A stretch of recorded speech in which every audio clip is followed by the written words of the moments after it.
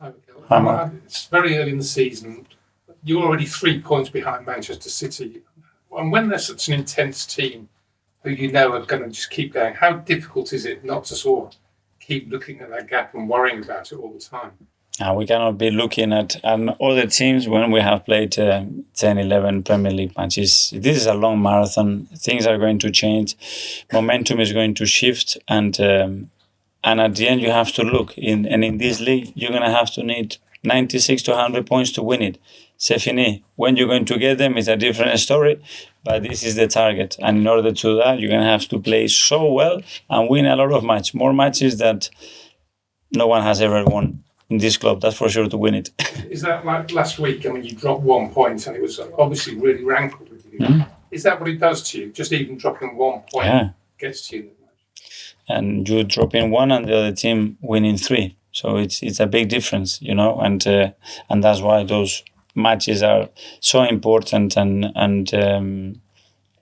at the end can have a big influence in the course of the season. But even playing like tomorrow's game, City are playing the day after, does it really sort of put pressure on the guys? You've got to win this. You can't drop any points. We know that we have to win it, but you cannot focus on the outcome. You have to focus on the process and how we're going to get prepared tomorrow to give our best to deserve to win the game. And then the result will take care of himself, and that's what we're going to do. Apart from the Athletic? Hi, Mikel. Just on kind of last season, I think one of the big reasons why Arsenal did so well was the units. I think you spoke about Alex, Granit, and Gabriel Martinelli, that being one of the units you liked. It seems like you haven't really been able to build those as frequently this year. Do you think that's maybe why the attack's maybe not been as free-flowing as it was last season? There are many factors to a lot of the things, but we have other units as well that we have considered less than time can remember, And so there are certain units that are working really well. We have to have a lot of problems with availability of players, especially in the attacking areas and in the 5 players that we put in the last line. And having that chemistry and playing minutes and being together, it's very, very important because timing is everything, especially when you're attacking small spaces. Do you think the foundation you have behind that is maybe part of the reason why you're still being competitive at the top end of the table? Because even, I guess, if I've said it's not a free flow, and you're still very competitive. And that's what we have to do, because there are certain things that are going to allow you always to be there. And we do a lot of those things really, really well, and other things that we have to improve. And thanks God that we have still a lot of room to improve. And just one more. I think one thing you've mentioned a few times is basically players needing something different from today in like 6 months' time, 3 months' time. Mm-hmm. I was just wondering if you have an example of something you remember where you thought, okay, they need something different now to what they needed 3 months ago.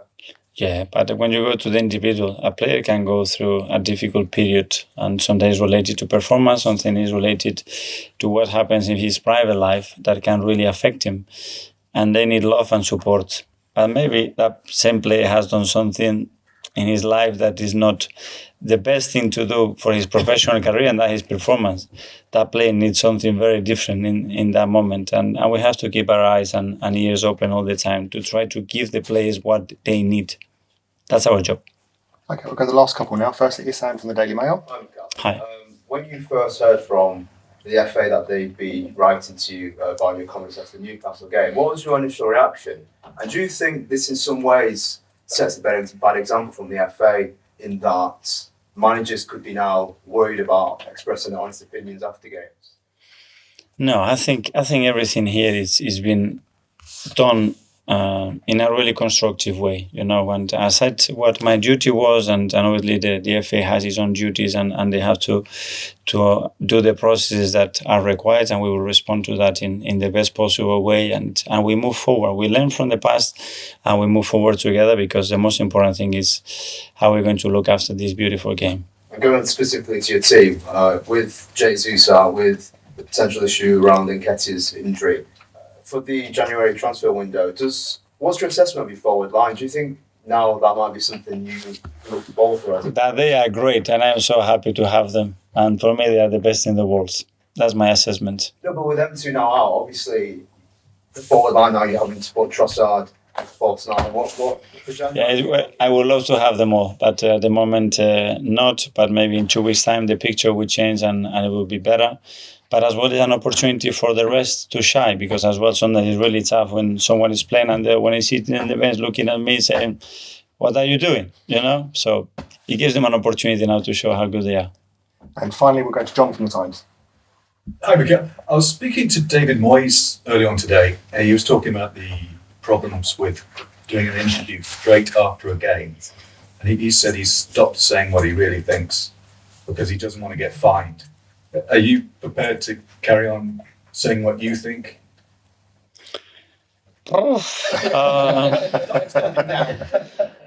He's a Scottish, I'm Basque. Yeah, it's not in my nature for sure, but yeah, you can always learn. And David is a really wise and experienced manager, and if he's doing it, is for a reason. But as well, I have to be consistent, and I've always been trying to be honest and transparent and to act with integrity and defend my beliefs. So He was saying that people supported what you said, but they just don't want to do it. They don't want to say it themselves because they don't want to get in trouble. I don't know. Hopefully I'm not in trouble, and hopefully this can be taken in a constructive way and move forward. That's it. Okay, everyone. Thanks very much. Thank you. Change, Mikel, never change. Sorry? Never change. Never change. Thanks. Have you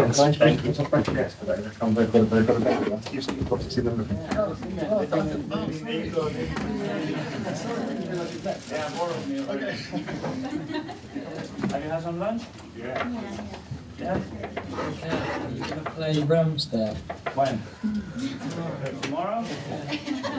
You should be doing a job like me.